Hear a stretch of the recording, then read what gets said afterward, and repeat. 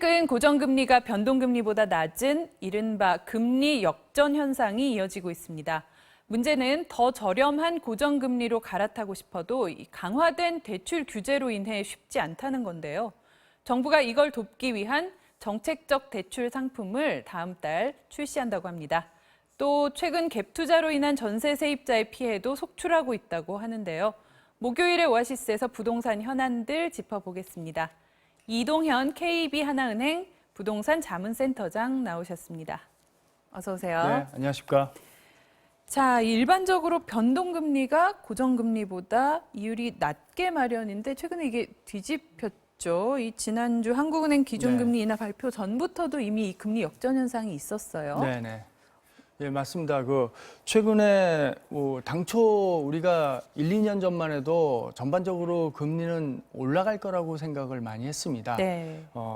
미국이 전반적으로 경제가 좀 안정화되다 보니까 금리를 올려서 여러 가지 안정적인 금융 체계로 가려다 분위기였는데 네네. 그게 최근에 여러 가지 사정으로 미국이 기준금리를 먼저 내렸어요. 예상 밖으로. 네네. 그러면서 한국은행도 기준금리를 다시 내렸습니다. 예, 한국은행이 기준금리를 내리니까 네. 여기에 따라서 전반적으로 지금은 금리가 하향세로 갈 거라고 예상되고 있어요. 예. 특히 장기금리 쪽으로 하향금리가 예상되다 보니까 금융기관들도 이미 어느 정도 선반영되면서 일반적으로는 통상적으로는 변동금리보다는 고정금리가 높아야 정상인데 네네. 일반적인데 지금은 장기 고정금리가 더 내려갈 거라는 예측을 많이 하다 보니까 오히려 지금은 최근에 들어서 고정금리가 오히려 내려가는 그런 역전 현상이 나타나고 있습니다. 네. 그래서 이 기존의 변동금리로 대출을 받은 분들이 이 이자가 더 싼 그 고정금리로 갈아타고 싶어하는 분들이 최근에 많은데 이게 달라진 대출 규제 때문에 좀 어려운 부분이 많잖아요. 네네. 맞습니다. 파리 부동산 대책이라는 게 2년 전에 있었거든요. 네네. 그 대책이 나오면서 대출 규제, 부동산을 좀 더 이렇게 투기를 잡겠다는 명분 하에서 대출 규제를 강화시켰어요. 네. 그러면서 사실상 LTI, LTV, DTI라는 게 있거든요. 네네. 그래서 담보대출비라든지 대출에 대한 그 기준을 정해놓은 게 있는데 그거를 기존에 60%에서 40%까지 낮췄어요. 네. 그러다 보면은 자연스럽게 대출 한도가 안 나올 거 아닙니까? 예. 그렇게 많은 분들이 과거에 받았습니다, 대출을. 그런 분들이 지금에 와서 보니까 이제 금리는 자연스럽게 내려가고 있지만 그걸 갈아탈 방안이 없는 거죠. 왜? 네. 새로 만약에 상환하게 되면 상환에 대한 수수료도 부담되면서 또 거기에 대해서 신규 대출 여건이 안 맞거든요. 과거에 네. 좀 더 높게 대출의 한도가 나왔다면 그런 여건상 볼 때 지금 갈아탄다는 게 사실상 어려워진 거죠.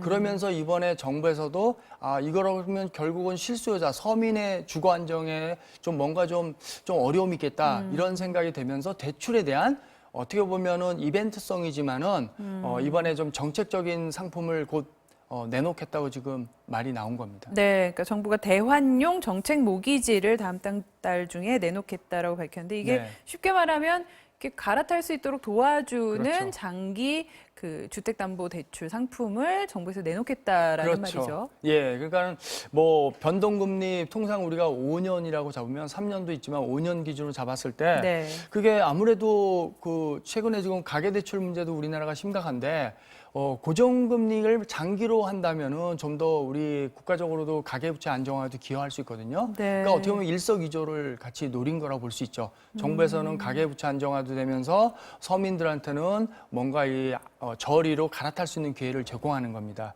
그래서 이번에 과거에 안심 전환대출이라는 게 2015년도에 3월에 네, 있었어요. 4년 전에 네, 정부가 비슷한 상품을 그렇죠. 출시했었죠. 예. 그때도 변동금리 상품을 장기 20년짜리 모기지 금융상품 고정금리로 갈아타면서 금리를 대폭 낮춘 거 2%대로 그렇게 하면서 그때 실제로 은행 창구에서 난리가 났다고 하거든요. 네. 선착순 하다 보니까 더 네네. 그런 분위기인데 그때와 지금의 상품에 약간의 차이는 있습니다. 분명히 네. 차이는 있는 게 그때는 오히려 부동산 시장을 어떻게 보면은 전반적으로 띄우기 위한 그렇게 통해서 집을 사라는 방향으로 대출을 그렇게 그 정부 측에서 그런 거를 그 내놓았다면 광범위하게 좀 했던 그렇죠. 거죠. 예. 네. 그 금액 제한도 안 두고 네. 그런 상황이었다면 지금은 그거보다는 뭐 집을 지금 와서 뭐 이렇게 더더욱이나 지금 투기적인 문제에 말이 많았기 때문에 네. 지금은 그 방향보다는 서민들의 주거 안정이라는 차원에서 금리를 말 그대로 이렇게 안전하게 좀 낮은 금리로 장기로 갈아탈 수 있는 하나의 지금은 그런 기회를 준 거죠. 네. 자, 그렇다면 이 기준대로 만약 갈아타기를 할 경우에 이자가 얼마나 좀 줄어들게 되나요? 실제로 여러 가지 뭐 이렇게 시뮬레이션이 좀 있는 것 같아요. 네. 그래서 만약에 그 3억 원을 빌렸을 때 보니까 네. 20년짜리 모기지 장기 지금에 있는 그 금융상품으로 이제 출시될 네. 금융상품으로 갈아타는 거. 기존에 평균적으로 받았던 사람이 지금 한 변동금리 적용했을 때 네. 3.5% 전후로 받는다고 하면은 예. 가지고 있다고 하면 이번에 만약에 예정되는 상품 금리가 2.5% 전후로 간다면 한 네. 1% 정도의 갭이 있는데요. 그게 그 정도로 추정한다고 보고 있는데 보금자리론 요 정도 수준. 네. 근데 그 정도로 했을 때 보면은 약 한 매월 3억 원 빌렸을 때 한 16만 원 정도 차이가 난다고 시뮬레이션에 나와 있습니다. 예. 자, 어떤 사람들이 신청을 할 수 있습니까? 뭐 일단은 다주택자는 안 되겠죠. 네. 1주택자를 대상으로 당연히 할 거고요. 그다음에 9억 원 이하 주택이어야 됩니다. 9억 원 이하의 주택이면서 또 여기에는 아무래도 그 서민에 대한 주거 안정이라는 취지에 맞게 가계 부부 합산 소득 기준으로 하는데 일단은 예정입니다만 네. 한 7천만 원 선에서 지금 예정을 하고 있거든요. 네. 그러면은 그 정도 선을 넘어선 소득자는 좀 경제적 여유가 있다고 보고 우선적으로 그렇게 예정하고 있고요. 예. 근데 이게 또 자금이라는 게 얼마일지는 정확히 지금 확정된 건 아니지만 그 예산 범위 내에서 만약에 어떤 이렇게 인기 있는 이렇게 어떤 정책 상품이다 보니까 예. 많은 사람들이 몰릴 수 있거든요. 네. 그렇다면은 그때는 이제 아무래도 집이 좀 저가인 주택 그거부터 그쵸. 먼저 메꾸는 방향으로 해서 네. 한도를 먼저 소진할 것 같습니다. 예, 그러니까 예전에 비해서 이제 소득 기준 또 주택 가격 기준 이런 그렇죠. 지원 조건들이 조금 까다로워진 깐깐해졌다. 거죠. 예. 그래서 그러면 이 4년 전에 그 제도를 시행했을 때 네. 뭐 20조 원 가까운 지원금이 네. 순식간에 바닥이 나는 그런 현상이 벌어졌는데 이번에는 좀 다를까요? 좀 전보다는 좀 다른 어떻게 보면은 한도라는 여러 가지 면에서 좀 대상자가 좀 축소된 면은 없지 않아 있어요. 네. 그렇지만은 지금의 금리라는 게 1% 연 1% 상당히 서민들은 크게 느끼거든요. 그렇죠. 네. 그렇다고 하면은 제가 보기에는 수요는 많을 것 같습니다. 그리고 안 받을 이유가 없거든요. 받을 수만 있으면 무조건 받는 게 낫다고 보기 때문에 네. 여러 가지 면에서 신청자가 많을 거라고 생각을 합니다. 네, 특히 이 서울 지역처럼 이렇게 투기과열지구로 묶이게 된 이런 쪽에서 아마 좀 수요가 많을 거다 이렇게 수요는 예상하시죠? 당연히 많이 있겠죠. 근데 이제 서울의 집값들이 이제 과연 9억 원 이하에 대한 혜택들에 대한 문제, 그래서 형평성이란 말이 일말에서 나오는 것도 네. 그 대상을 한정하다 보니까 그리고 네. 실제 부부 합산 소득이 또 제한도를 만약에 7천만 원 연 이런 식으로 제한을 해버린다면 네. 거기에 따른 또 여러 가지 어떻게 보면 형평성에 대한 문제 나올 수는 있어요. 네. 그렇지만은 기본적으로 이게 어떻게 보면 서민의 주거 안정에 좀 기여할 수 있는 바로 정책적으로 내놓은 상품이기 때문에 네. 또 그 나름대로 의의는 있을 것 같습니다. 그러니까 서민들의 주택담보대출 이자를 좀 경감시켜주겠다. 그렇죠. 그러면서 좀 가계 생활 안정에도 기여할 수 있게 그런 차원에서 내놓은 상품이다 보면 또 어느 정도 그 형평성이라는 것도 또 이해될 만합니다. 네. 자, 또 이 무분별한 갭 투자로 인한 세입자 피해도 최근 늘고 있습니다. 대구 일대를 떠들썩하게 했던 깡통 전세 사기 사건 관련 뉴스 잠시 보시겠습니다. 대구 달서구의 한 다가구 주택가입니다.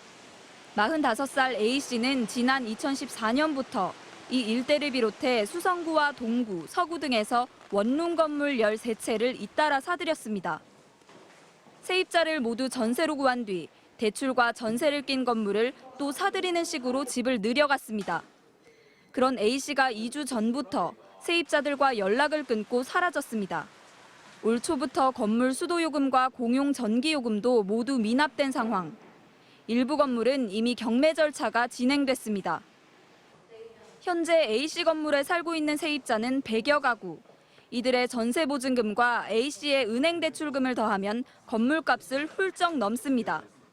깡통 전세인 셈입니다. 돈 뭐 1억 5천 그 큰 돈 아닙니다. 언제든 변제 주실 그 말만 믿고 그랬죠. 그냥 전부 다 전세 나왔다는 거는 이분 일이 터지고 살았어요. 저희도. 자, 지금 대구 경찰이 이 사건 전담 수사팀에 아주 이례적으로 강력팀 형사까지 동원을 해서 그 잠적한 집주인을 쫓고 있다고 하는데 문제는 이런 피해가 이곳만이 아니라는 거죠. 네. 다른 곳에서도 지금 속출하고 있어요. 그렇죠. 이게 뭐 한두 번 나온 얘기도 아니고요. 네. 이상하게 뭐 계속 반복되고 있어요.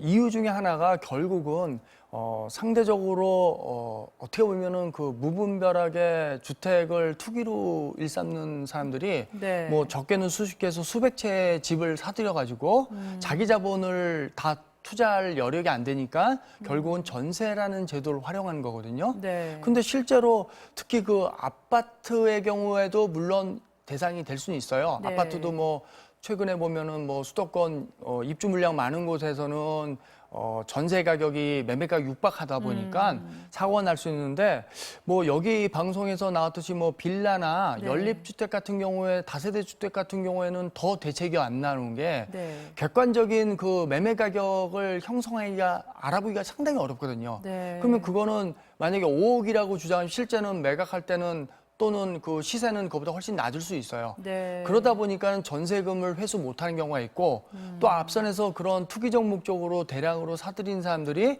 만약에 그 부분에 대해서 더 많은 대출까지 활용한다면 이런 사태는 계속 날 수밖에 없거든요. 네. 결국은 나름대로 예방할 수 있는 거는 그래도 이 집을 전세로 들어가기 전에 네. 그 지역의 객관적인 좀 더 보수적인 입장에서 네. 시세를 좀 더 보수로 봐야 될 것 같고 그러니까 지금 또 문제가 되는 것들이 그쵸. 시세보다 더 높거나 거의 시세에 육박하는 가격에 모르고 이렇게 전세 그쵸. 가격을 갖고 들어가는 경우가 지금 문제가 되는 그런 거죠. 경우가 많은 거고 네네. 거기에다가 이제 또 앞선에서 집주인이 대출을 이력이 많은 사람 그 물건에 대해서 대출이라도 조금이라도 들어가 있는데 내가 추가로 전세를 들어간다면 나중에 상환 순위도 밀리거든요. 예. 그러면 또 이런 사건이 날 수 있어요. 그래서 전반적으로 여하튼 간에 좀 더 이런 특히 그 대중성 환가성이 약한 그런 빌라나 연립주택, 네네. 다세대 주택 같은 경우는 더 시세보다 더 보수적으로 봐야 될 것 같아요. 그래서 제가 개인적으로는 시세가 만약에 5억이라면 거의